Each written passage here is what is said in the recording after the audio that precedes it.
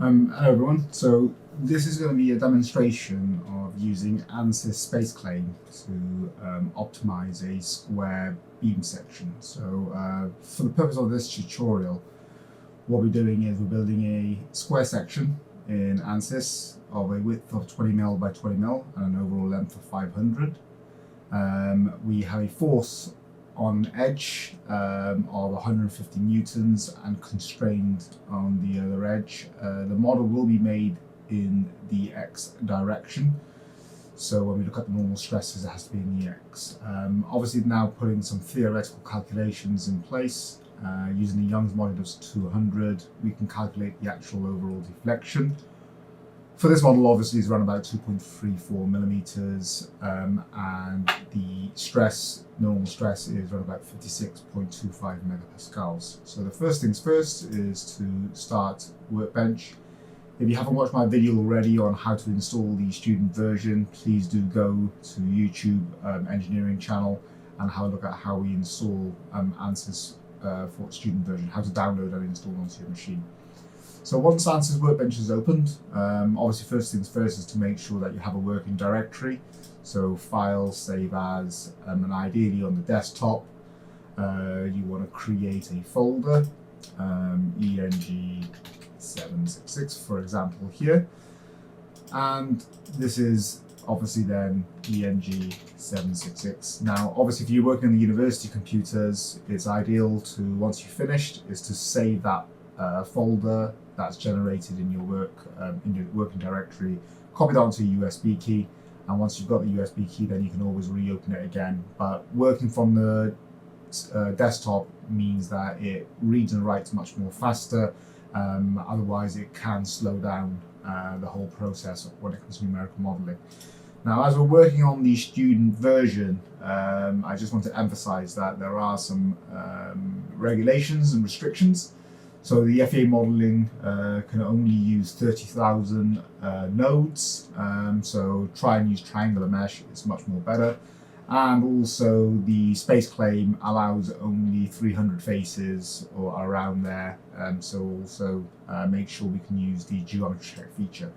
So as we're doing a static structural, so rather than drop a static structural on here, we're going to use Design Modeler to create the overall beam first. So use Design Modeler, and this is the basic way to create our model. So looking at the XY plane, go to units, change that to millimeters, create primitive box section. Now the box section, as we know, it has a 20 mm by 20 mm, and in the X direction, sorry, is 500 millimeters. And then we can centralize it a little bit, minus 10 mm, and therefore if you rotate it now, you can see that it's centered in the middle. So press generate, and then file, close Design Modeler. Once we've got Design Modeler closed, we can then have a look at the model. So if we double click on the model, give it a few seconds, you can see down the bottom left hand side that it is starting the actual modeling package. Once this is done, it'll try and import the model in. So remember from the hand calculations, we are looking around about a 2.34 millimeter deflection and a normal stress in the X direction of 56.25. Now, why it's the X direction is because our model was built along the X-axis, so it's very important that we build it this way. So remember, with the mesh, the number of elements is restricted, so we'll put in a method, select the body, press apply, change this one to tetrahedrons. Now once we've got this to tetrahedrons, you select your mesh and you look at the default size. If you start off with something like 3 millimeters, you'll be able to see the size of your mesh element. Press generate mesh, and then what we can do is we can click on the mesh, click on the statistics, and we see that we've got 98,000 nodes. So now we know we can go down a little bit more, so 2 millimeters. Mesh, generate mesh. I've got 27,000, so that's not bad. You know, we're under the 30,000, which is really good. So go to static structural. We're going to put a fixed support on this face, apply, and then a force on the edge, on the opposite edge, apply. And we said minus 150 newtons. We go into solution. We'll put in deformation, total deformation. We'll also put the stress in the normal stress, and we might as well put the equivalent von Mises stress as well, which will help us decide where we should do the material utilization. So we press solve on all of these.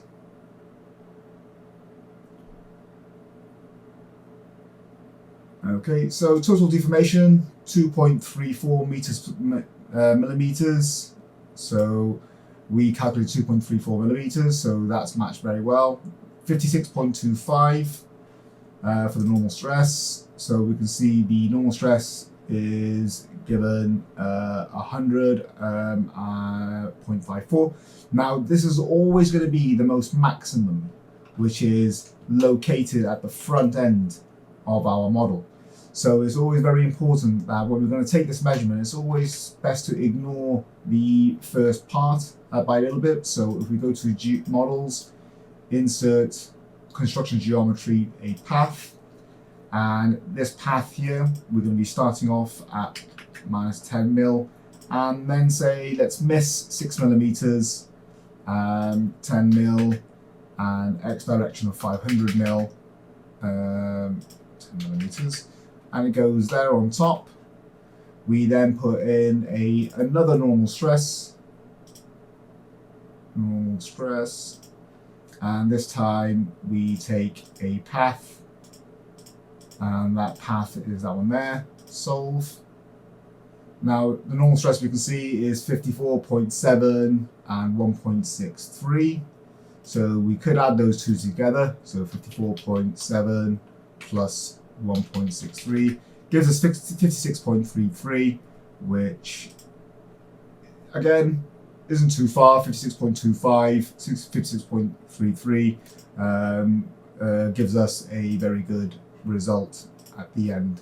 So now, as this is the base model, it's best to add the fatigue analysis onto this one. So in the solution, we can insert in our fatigue tool. Once we've got the fatigue tool on, we then need to insert in a safety factor, and also insert in life. And just bear me 1 second. So fatigue tool, we've inserted a safety factor, and we make sure that this is 1e to the power of 6 life cycle, which is very important. We also need to insert in a fatigue sensitivity, and the fatigue sensitivity, obviously we've got the lower variation and the upper variation. This is completely up to you what you want to put in here. For the moment, let's put 300, and the lower is 500. And we also want to put in a biaxial indication. So sorry, we need to delete this life one. Yeah. Okay, if we solve these, so here you can see straight away it's given of our fatigue sensitivity. You can export this into Excel and compare your results. You've got your safety factor showing you your results in terms of safety factor, and you've got your biaxial indication as well. So these are some of the things that's needed in order to do your actual assignment based when it comes to fatigue analysis. And again, please double check and make sure you go through your tutorials. Now, obviously, by looking at the equivalent von Mises stress, we can see where we want our material and where the material shouldn't be. So you can see that the material should be on the upper end and the lower end. Where there's blue, it can be meaning that the material stresses are not that much, and it can be reduced. So I'm just going to give you an example of how to use the ANSYS. So File, close Mechanical. Once we've got the mechanical, and it's ideal to know what the overall weight of that one was. So we'll go back into it in a second. Duplicate this model, which shouldn't take too long, but it will. Once it's duplicated, it means that we can open it up in ANSYS SpaceClaim to do our lattice structures. So just give it a few seconds. This shouldn't take too long. So right click on geometry, and this time open it up in SpaceClaim. So where I created my path, I knew that 6 millimeters away was an ideal place to take my measurement. The same I would do here is you would try and work on a domain area where it's much more suitable. At the moment, I'll just keep it nice and standard by creating a plane in the beginning of here, and then I would move this plane in the Z direction of -6 millimeters. Once I've got that in the -6 millimeters, I can then split my body. So this body is to be split with this plane. So I've got two bodies here. Turn off my plane, it's not a problem. And now what I'm going to do is I'm going to use the shell structure availability. So go to facets, shell. Now the inside is going to be 2 millimeters minimum. We select this body, and we can go to basic now. And in basic itself, we've got this extrusion, we've got lattice, and we've got minimal surface as well. Now, again, up to you, making sure that whatever you choose here, you ensure that it does not exceed the 300 faces limitation. And it's very important that we do this as we go through. So I'm going to use the standard extrusion, and here is up to you. You know, for your assignment base, you can take 3 concept designs. So you've got square, triangle, and then you got hex. And you can do these with different fill positions, ensuring that you have a consistent variation of your approach. So I'm going to just use the standard square section. I'm going to fill this up, say 30%. No, actually, I'll do 20%. So do 20%, round about this, press generate, and you'll see it fills this body up with some voids. And as you can see, it becomes a facet. So right click, convert, merge faces, so it becomes a solid again. Now, as it's like this, it's best to right click, go to check geometry, and you can see that there's 120 faces. Ignore this, there's no issue there. There's 120 faces. So I know that I can actually reduce the fill factor, increase the fill factor to make sure that, you know, I can reach up to 300 faces. So once I've got this, it's best then for me to go to design, combine, add this volume, it becomes 1. So then file, exit SpaceClaim. I would then double click on my model, yes.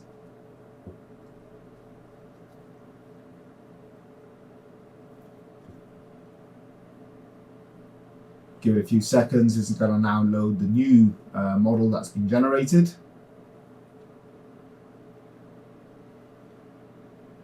And you'll know once it's done, because it should give us an exclamation mark on the top to say that the model's not constrained. There we go. So if we go to home, display, wireframe, you should be able to see the box sections inside. Make sure the geometry is assigned with structural steel. We can go back to our mesh. This one here needs to just redefine what they are. Generate mesh. The first mesh was around about 27,000 nodes. Let's have a quick look at this one now. So you can see that the nodes has increased to 52,000. This is not good. So we would have to reduce that one down to 3. generate mesh. 23,000. Okay, so that's not bad, so that's okay. Click, make sure we reassign all our forces. Go back to fix support. Make sure it's on the appropriate sections. And then we should be able to press solve.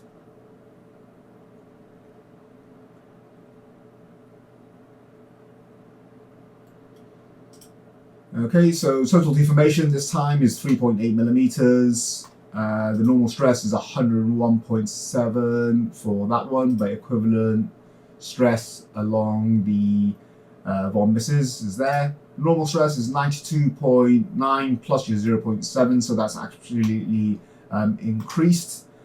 Safety factor again, biaxial, and then we've got the fatigue sensitivity, which shows us the life cycle as well. So again, that's something that you can compare with. So that's usually the full load. Obviously, clicking on your geometry and then the properties, you can see that this one's 0.68 kilograms. The original model is around about 1.56 kilograms. So this is less than half the overall weight. But this is the comparison study that needs to be conducted. If you have any further questions, please do let me know, and I can show you a bit more detailed results.